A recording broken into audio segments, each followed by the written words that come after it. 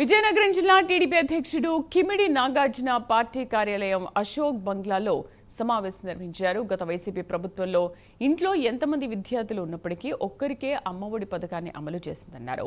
తాము చెప్పిన ప్రకారం తల్లికి వందనం పథకాన్ని ఇంట్లో చదువుకుంటున్న పిల్లలందరికీ అందించామని చెప్పారు.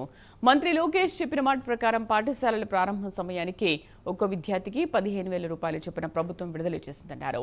స్కూల్ అభివృద్ధి కోసం 2,000 రూపాయలు స్కూల్ అకౌంట్లో వేయడం జరిగిందని అన్నారు. ఆ నగదును లోకేష్ ఖాతాలో వేసుకున్నారు అనడం సబబా కాదా అని అన్నారు.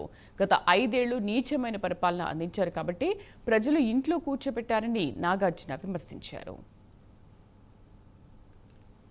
అంటే మేము ప్రభుత్వంలోకి వచ్చిన తర్వాత మీరు విద్యార్థులకు గాని రైతులకు గాని పెట్టిన బకాయిలన్నీ కూడా మేము విడుదల చేసిన మాట వాస్తవం కాదా?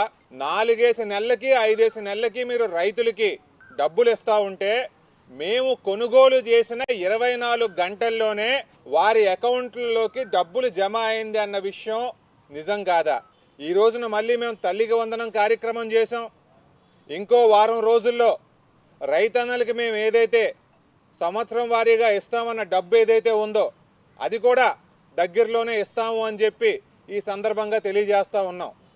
వైకాపా నాయకులందరూ గుర్తించాల్సిన విషయం ఏంటంటే తెలుగుదేశం పార్టీ ఒక అవగాహన ఉన్న పార్టీ. మా ప్రభుత్వానికి దూరదృష్టి ఉంది. మమ్మల్ని నడిపిస్తూ ఉన్నది ఒక విజనరీ లీడర్ అయినటువంటి చంద్రబాబు నాయుడు గారు, అదే రకంగా యువ నాయకులు నారా లోకేష్ గారు.